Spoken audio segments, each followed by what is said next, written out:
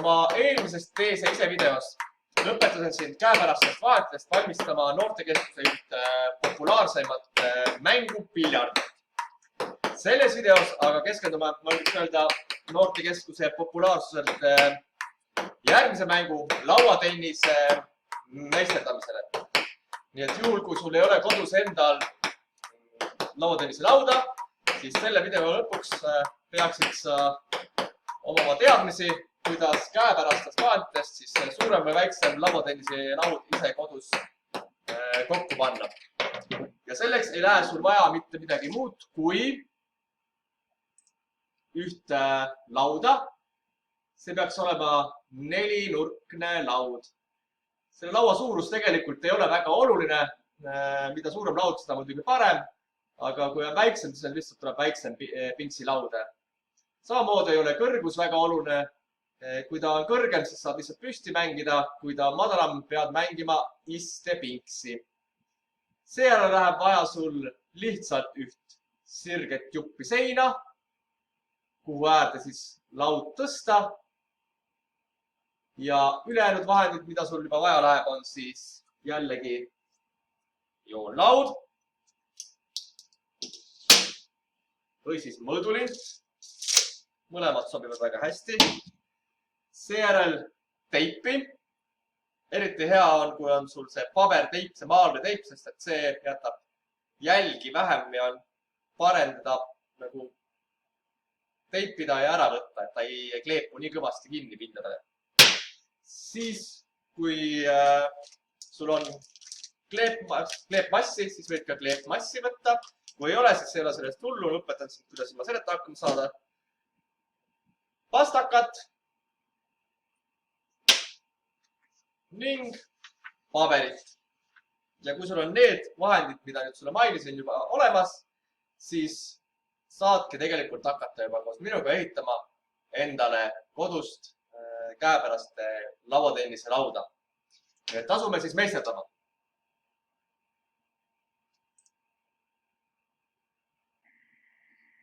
Niisiis, esimene asi, mille meisterdad, on lauatennise võrk.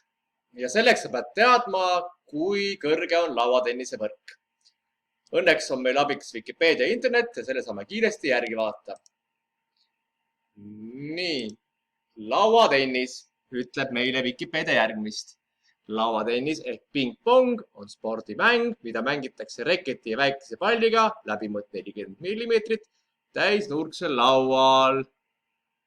Ja siin on ka olemas võrgu kõrgus 15,25 cm kõrgune võrk jaotab laua põiki pooleks. Ehk siis kõrgus, mille sa pead võrgule tegema, on 15,25 sentimeetrit. Nii. Ja meie kasutame siis võrgu meisterdamiseks paberit. Võib olla ka sodipaber, kui sul on mingi sodipaber. Mina kasutan sodipaberit. Taaskasutus jällegi väga hea. Ja selleks, et võrk teha, siis kõigepealt lehe ühte alumisse serva. Mõõda 1 sentimeetrise riba. Ja siin tuleb mul abiks ka pastakas. Nii. Ja kuidas ma seda mõõdan? Ma teen lehe ühte serva, väikese märgi ja lehe teise serva sentimeetri koha peale väikese märgi. Nii, ma ei tea, kas seda on siit näha. On näha, näed siin. Siin on üks märk ja siin on teine märk. Nii. Ja nüüd võtan joonlaua. Ja ühendan need 2 märki. Tõmban neist läbi sirge joone. Nii, nüüd on mul lehe ühes servas sentimeetrine nagu riba tekkinud. Ja nüüd sellest tõmbatud joonest, mille ma tõmbasin, mõõdangi siis nüüd kõrguse 15,25. No, nii täpne see peab olema, pane 15,2 ehk 15 sentimeetrit ja 2 millimeetrit. Ja märgi see siis jällegi paberile ühte otsa. Nii, ja teise külge. Sama tegevus uuesti. Ühendad need 2 punkti, mis sa märkisid joonlauaga. Tõmbad mõlemast läbi terve paberi laiuses. Pastakaga joone. Nii et sul peaks jääma siukene pilt. Siis sul on siin sentimeetri riba, siis 15,2 sentimeetrit riba. Ja nüüd sa pead selle kokku voltima. Siis selle alumise sentimeetrise riba voldid sa sissepoole. Ehk siis siia poole, kus kohta sa joonistasid oma joone. Niimoodi. Ja kuna sa tegid pastakaga joone ette, siis tegelikult on väga lihtne seda paberit voltida. Ja selle teise joone pealt voldid paberi väljapoole. Niimoodi. Nii et sulle jääb siis siukse kujuga paber kätte. Nüüd see külg, kus kohas on sul see mõõdetud sentimeetri riba ülesse painutatud, on nüüd siis võrgu väliskülg. Nii. Nüüd on sul üks tükk võrku olemas. Selleks, et teada, mitu tükki võrku tuleb teha, pead sa vaatama oma lauda. Ja selleks ma tõstan laua nüüd natuke paremasse asendisse, et saaksime koos vaadata, mitu tükki võrku minul vaja läheb. Vahetasin vahepeal siis lauda. Hakkan kasutama ühe minipinksi tegemiseks seda lauda. Ja näed sulle, et ei ole vahet ka, kui kõrge see laud on. Kui sul ei ole just kõrgemat lauda, millega nagu püsti mängida, siis kõlbab ka väike madal laud, mingi diivani, telekalaud, millest siis teha iste lauatennise variant. Ja siis jäime pooleli selle koha peal, kus olin teinud valmis võrgu, ühe tüki. Nii. Ja selleks teada, mitu tükki sellist võrku teha, siis panengi need paberid lihtsalt, võite võtta tavalise A4 paberi alguses ja panna nad nagu laua peale.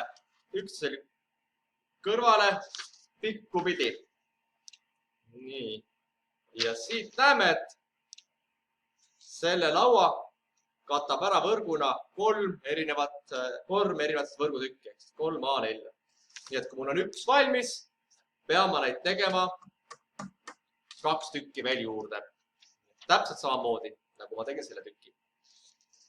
Näitan sulle ka hiljem ühte natuke kergemat, aga minu arust natuke igavat võrgu tegemise meetodi. Nii et kui sulle see paberist voltimine ei istu, siis on ka tegelikult üks lihtsam meetod olemas. Aga minu arust natuke igavam. Nii et, aga kui tahad, võid ka lihtsamat meetodi teha. Näitan sulle selle ka varsti ette. Aga järgmine sammul hoopis siis ehitame valmis oma pingsilaua selliselt, et saaks mängida seda üksinda. Kui sul ei ole kodus õdesid vendi või kellega teistest sooviks mängida, siis on võimalik pingsi mängida ka üksinda, nagu mina mängisin video alguses. Selleks peamegi leidma siis kodus mõne jupi seina, kus ei ole praegu mööblit ette pandud. Lähen vaatame, kas meie selle leiame noortekeskusest. Nii loodan, et leidsid kodus ka endale sobiva suurusega seina, palja seinatüki, kus ei ole ühtegi mööblitükki ees. Mina leidsin täpselt sobiva suurusega seina, kuhu äärde siis oma pingsilauda ehitada. Ja kuidas sa teed? See on imelihtne ja imeloogiline. Võtad selle laua, millest saad pingsilaua ehitada ning lihtsalt tõstata vastu seina, nii et lühem ots oleks vastu seina ja pikem ots, et sul jääks rohkem ruumi mängimiseks, on siis, ei ole seina vastus, et lühema otsaga vastu seina paned. Ja seejärel juba hakkad paigaldama võrku.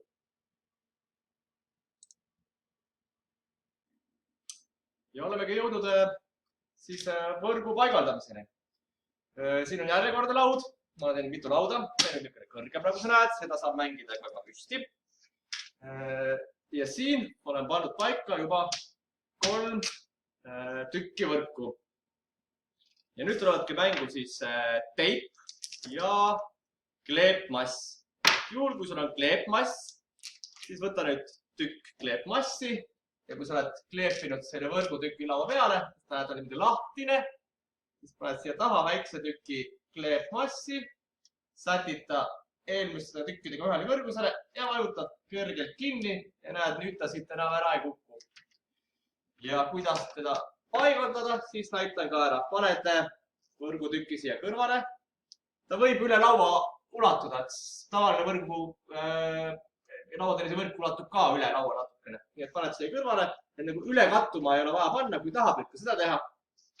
Mina panen täpselt kõrvale, võtan täpselt õige pikkusega teibitüki, mõõdan selle siin välja, rebin lahti ning võtan siis oma selle paberitükki selle sentimeetrise ääre, kleebin pool teipi selle sentimeetrise ääre külge ja siis paigutan ta juba natuke murran üles poole, paigutan ta laua peale, kohta, kuhu ma soovin ta kleepida ja kleebin ta laua külge ilusti kinni. Näed, nüüd on võrgutükk paigas ja kui sul ei ole nüüd kleepmassi, siis on väga lihtne. Võtad jälle väikse tükki teipi, rebid selle katki ja kleebid nüüd niimoodi kokku, et teibi mitte kleepiv pool jääb sissepoole ja kleepiv pool väljapoole, sihukese rõnga teed. Ja siis see rõngas on nagu kahepoolne teip ja paned selle paberi teisele küljele, vajutad kinni ja voila, ongi su pinksilaud valmis.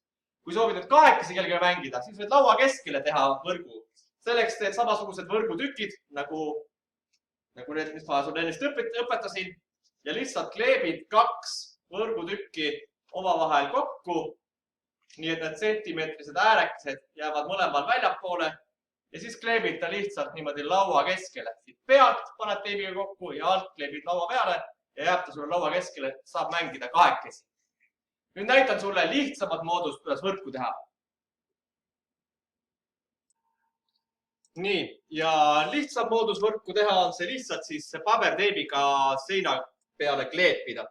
Selleks võtad jällegi mõõdurindi või joonlaua, võtad väikse tüki paberteipi ja mõõdad ühest nurgast laua peal ära 15,2 sentimeetrit. Võtad järgmise tüki 15,2 ja umbes keskele poole paned selle. Ja kolmanda tüki teise äärde. Samamoodi 15,2.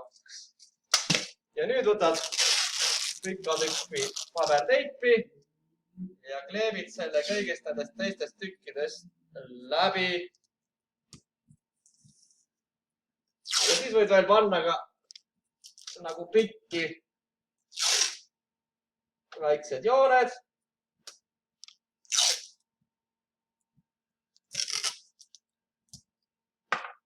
Võtta mingi pliiatsi ja värvida nad üle. Proovime seda teha.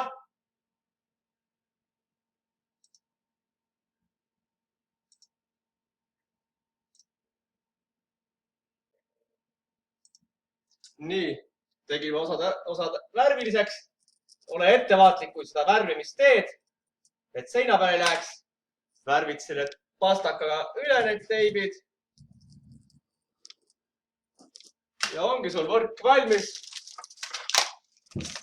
Nii, saad asuda mängima imekiirelt. Muidugi selle võrgu miinus on see, et sa pead ise jälgima siis, kas pall läheb lahti või mitte, siis sa heliga ei kuule seda. Ja teine selle võrgu miinus on muidugi see, et seda nüüd kahekesi mängimiseks mitte kuidagi kasutada võimalik ei ole.